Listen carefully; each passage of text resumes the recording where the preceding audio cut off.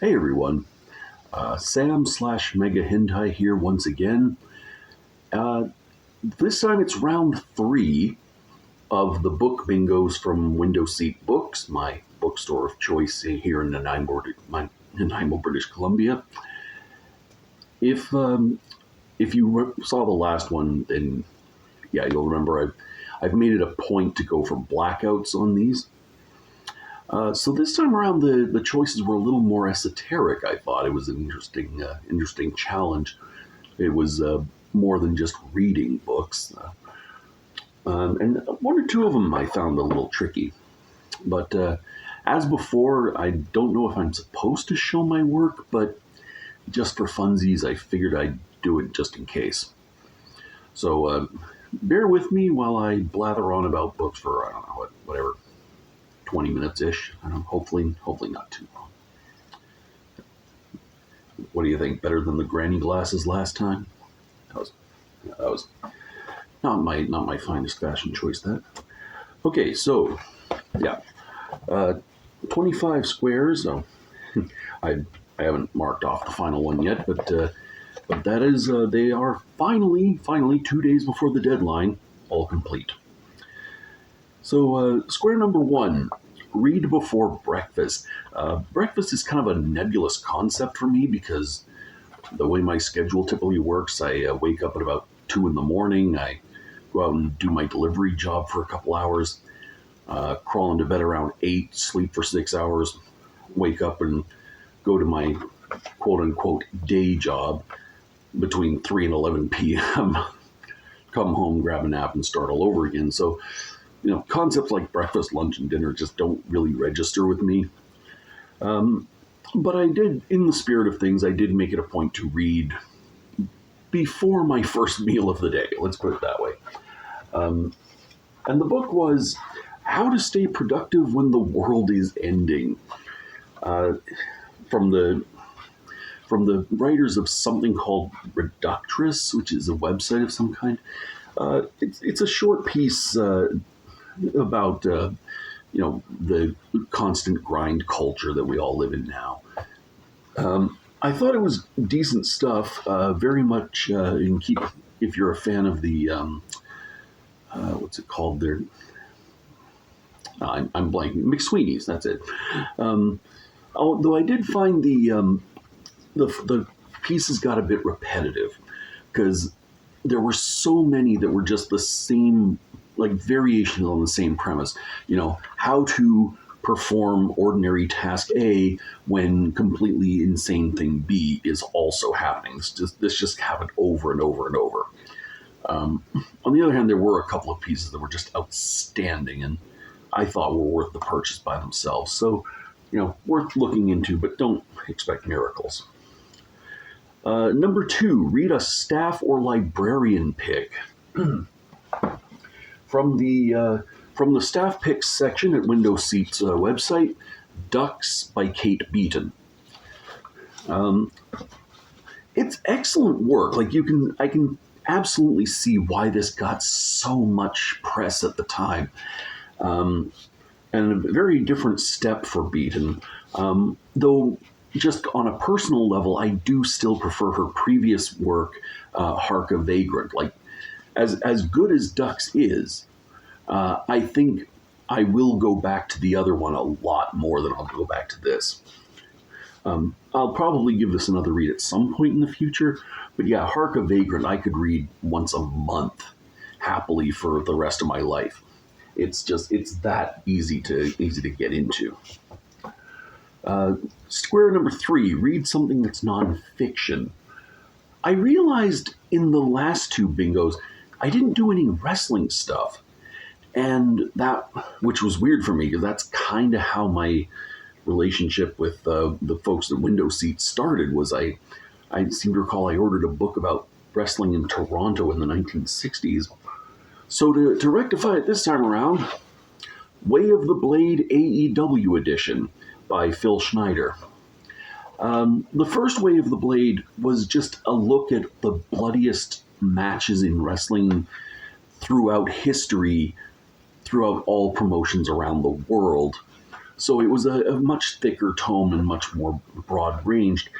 This one is specific to one promotion that's been around for, I think, a whole 4 years.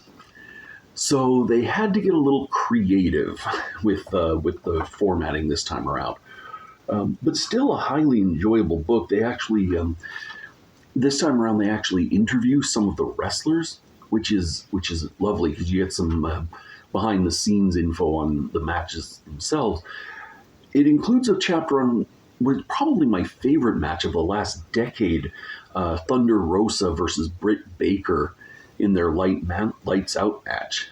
You know, it was fun reading Baker's commentary on it. You know, talking about how she'd never cut herself before, so she had to, one wrestler showed her, how made the blade for her, and then another one showed her how to push the blood from her diaphragm to get it pumping out the head. It's, as I said, fascinating stuff to me at least.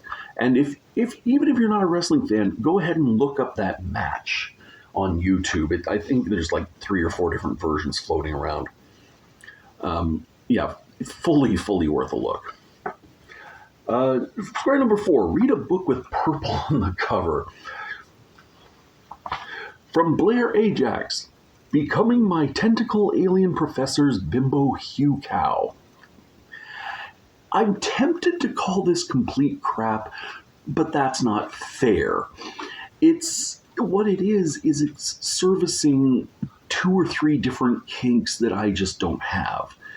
So it's kind of hard for me to get into.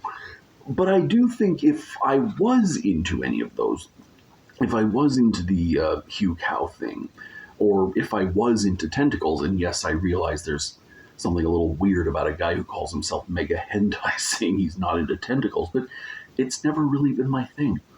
But I think if I was into either of those, I'd be a lot more into this book, because that's what it's doing. It's servicing those specific kinks, and it's doing that fairly well as best I can tell. But anyway, yeah, lots of purple on the cover, so I'm covered on that front. Square number 5, visit a free little library. I mean, there's like 8 or 9 of these things on my delivery route. I visit them all the time.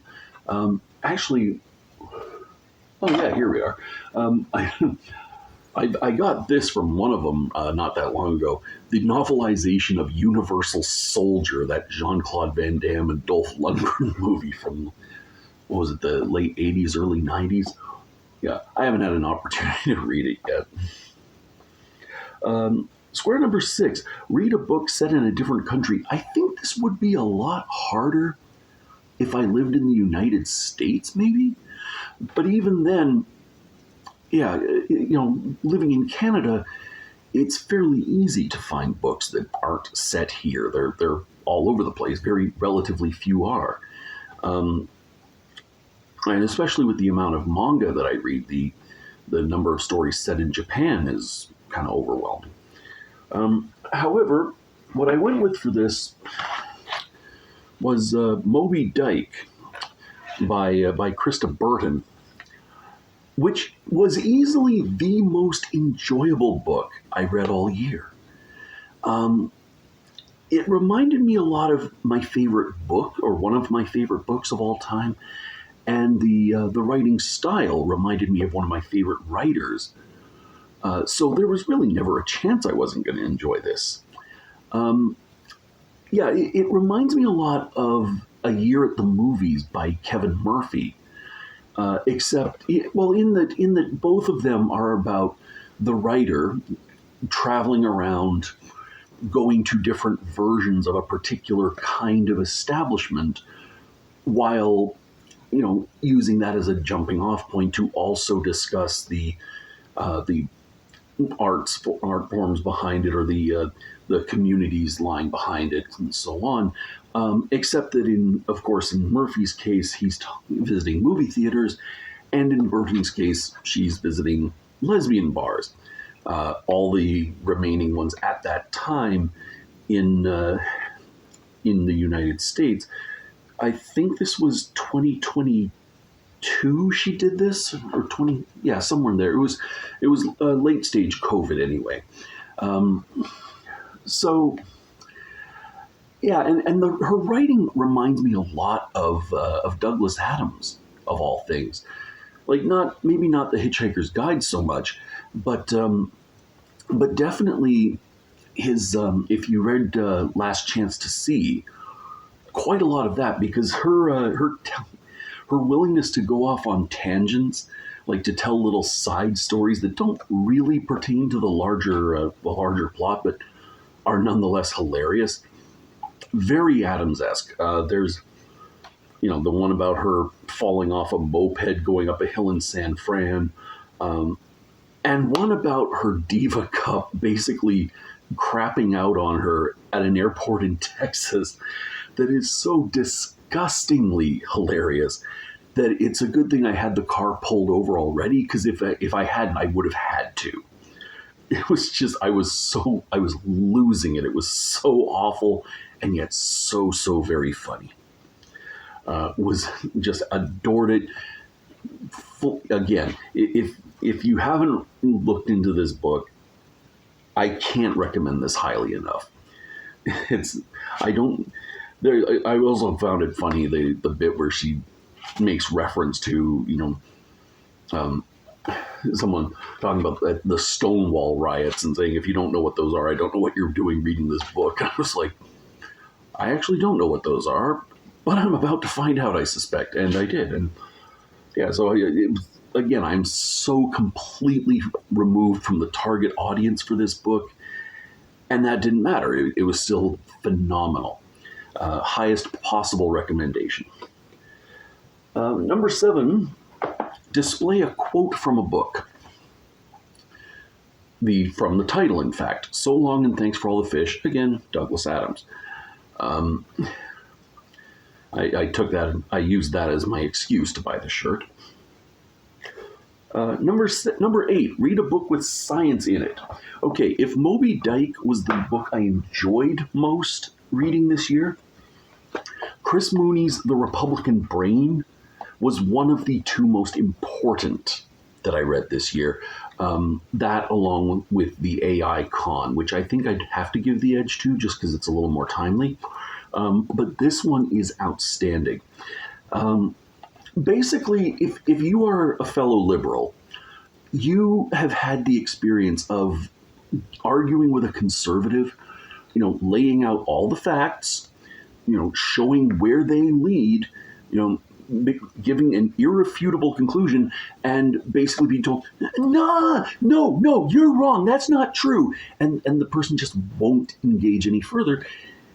And you can't really understand why. Like, what's wrong with you that you aren't getting this, that you aren't seeing why this works? Well, Mooney makes a pretty strong case here that our political and social ideologies are only partly the result of us looking at the evidence and seeing what conclusion it will support, as we like to think. And it may not even be the biggest part, that in fact a significant chunk of it is psychological, is environmental, may even be in our DNA. So it's very useful, and the only downside to it is it's about 10 years old, so it predates Trump, at least the majority of Trump, and also the rise of the hardcore woke folk, which I think might have altered his take on a couple of things here. And I do wish he paid more attention to the idea that, like, he tends to use liberal and conservative interchangeably with Democrat and Republican, which hasn't been the case for a long time. The Democrats and Republicans today are a center-right party and an extreme right party, and Mooney only kind of sort of glances at that once or twice. But other than that, it's solid work. And not not hard to wrap my head around. I'm far from the world's greatest intellectual. Don't let the glasses fool you. So the fact that I was able to comprehend the point he was making with this, I appreciated that immensely. Let's see. So number 9, a short story. As it happened, the day I bought this bingo card from Windowseat for $5, I also bought Sapphic Sparks by Natalie Naudus and Mary Ellen Gallucci, which is a short story collection of lesbian erotica, smut, porn, whatever you want to call it. It's the stories, for the most part, are solid. If I have a complaint, it's that maybe a quarter of them didn't seem to have an ending so much as they just stopped.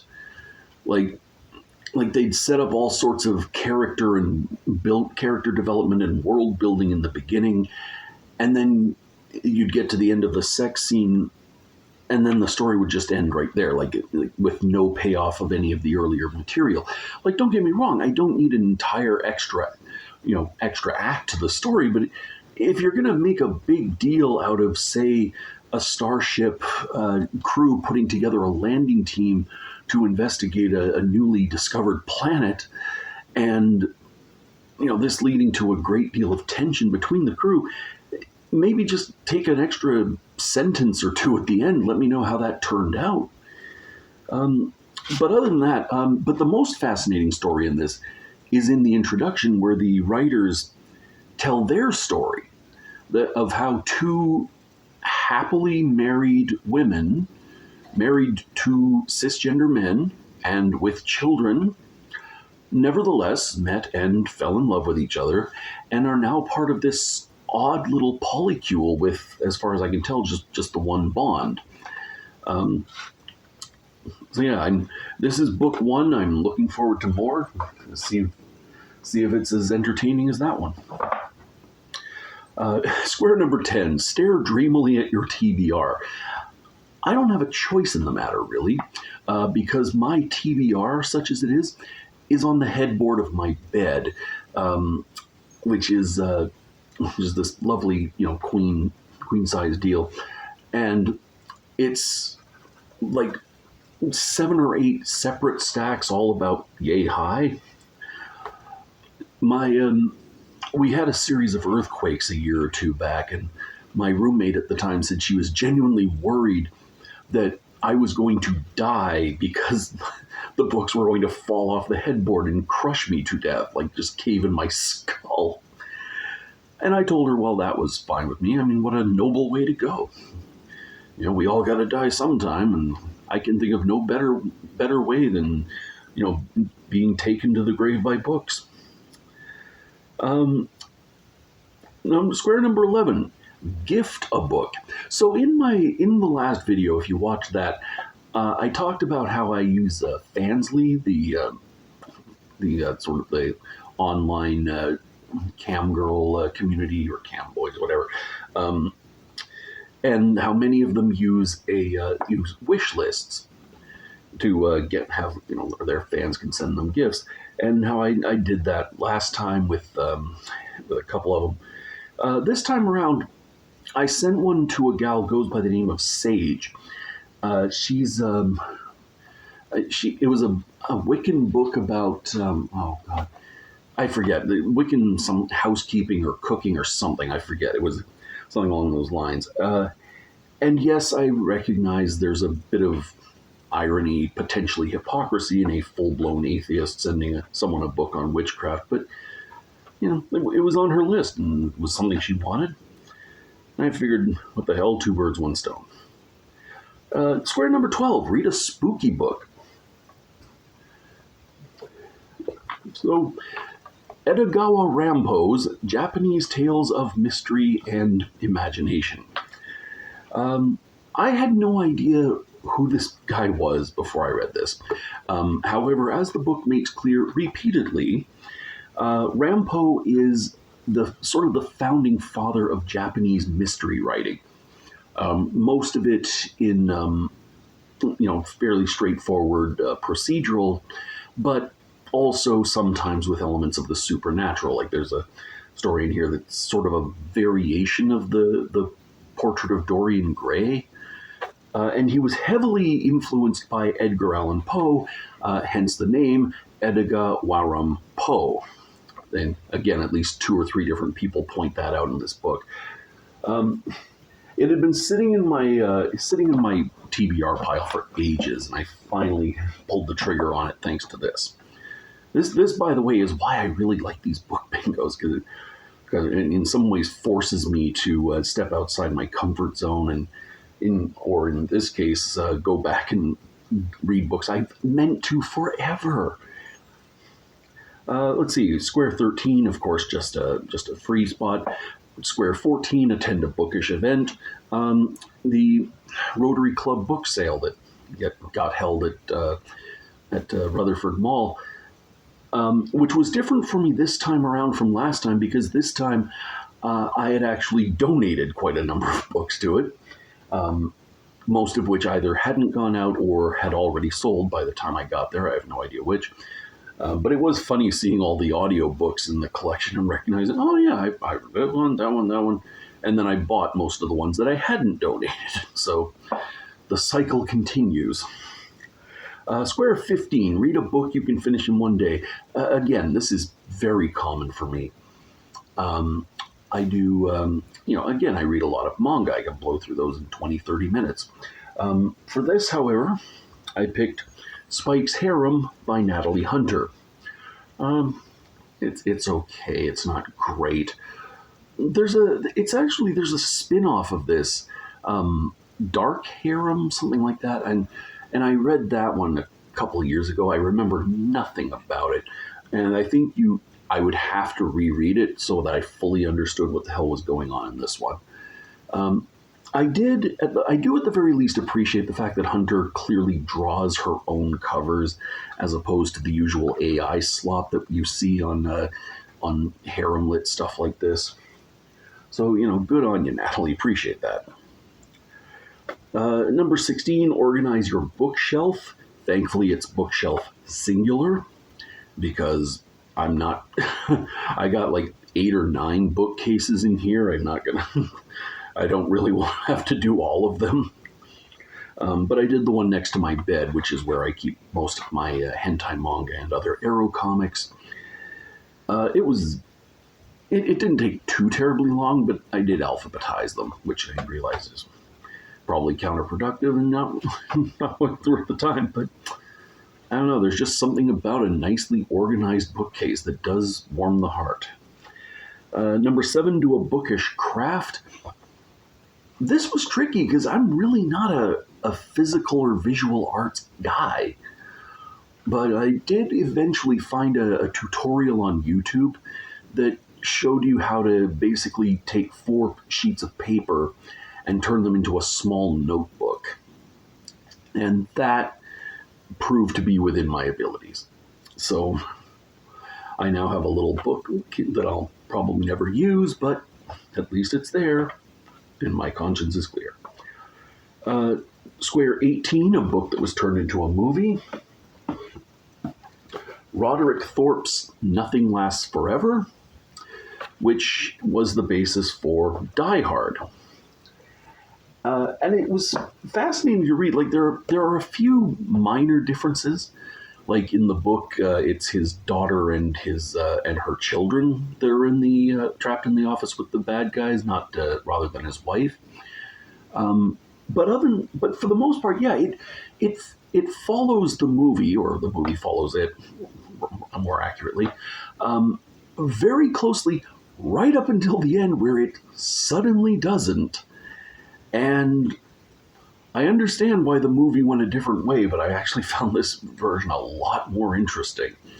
And I would have loved to see if Die Hard had had the stones to do it that way. That could have been a lot of fun.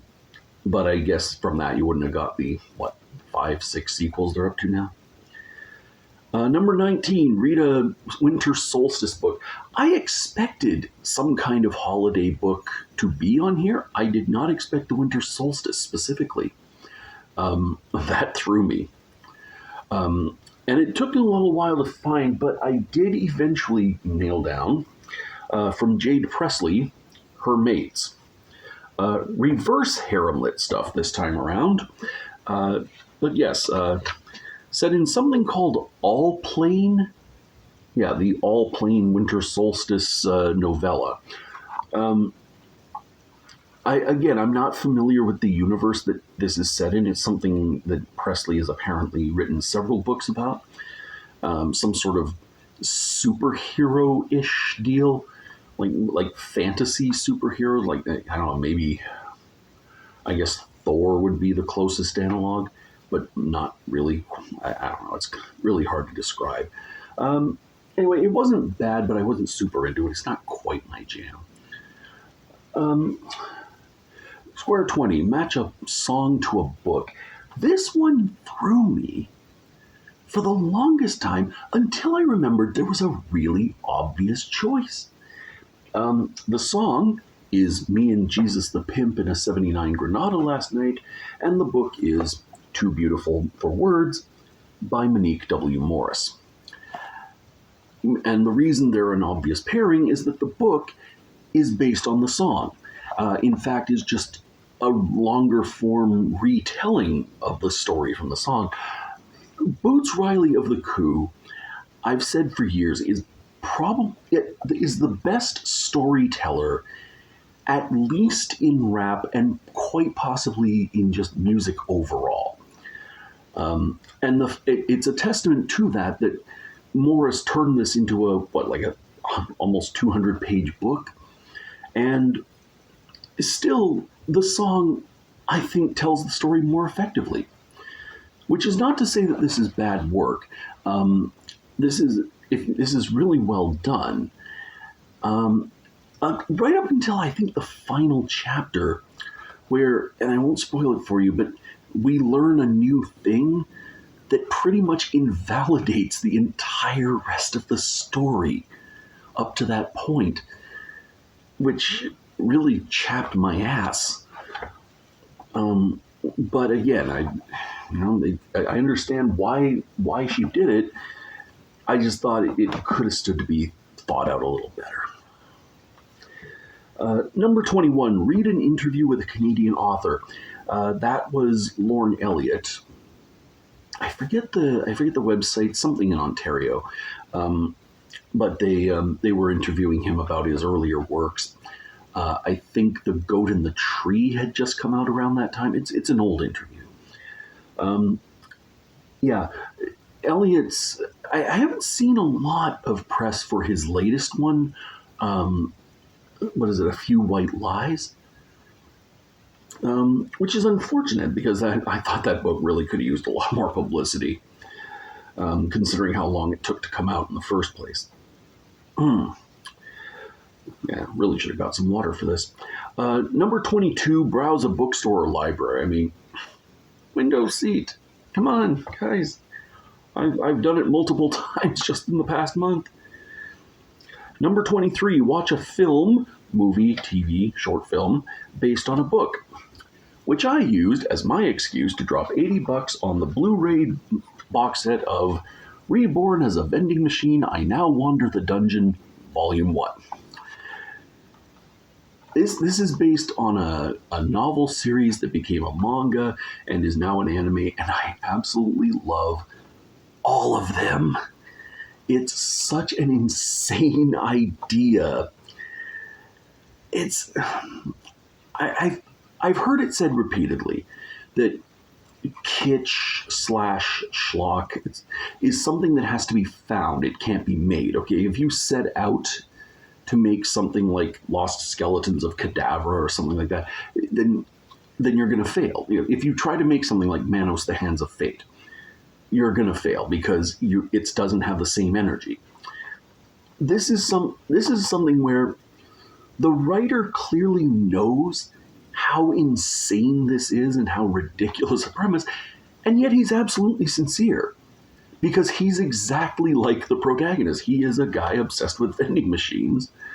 So he essentially has Peggy sued himself into a story about a guy obsessed with vending machines who dies trying to protect one and winds up reborn in another world as a vending machine. And it's still a workable fantasy isekai story.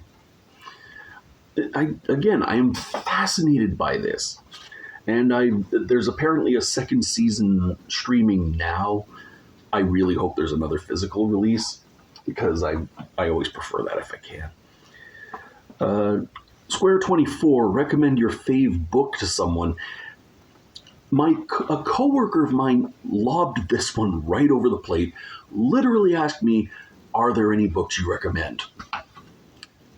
I asked if he'd ever read The Hitchhiker's Guide to the Galaxy. He said no. I said I recommend that, and now I've officially done what it said on the Book Bingo Square. Oh boy. And speaking of, number 25, make a cup of tea or coffee to read with. Not a big tea or coffee guy myself. I tend to prefer my caffeine cold and fizzy. But as it happens, this is the time of year when the peppermint mocha comes out at the store where I work. So, and that's the only coffee I drink, so I made myself a cup of that and sat down to read on my break. I don't even remember what I was reading. I think it might have been... no, I can't remember at all. It's been a while. But it doesn't matter. The coffee's what mattered, and that's what I got. Anyway, so there we have it. Good God, I've been going on for over half an hour with this. Yeah, so that's card number 3, completely filled out. No idea if this is going to continue in the new year. I certainly hope so, because God, am I having fun with these.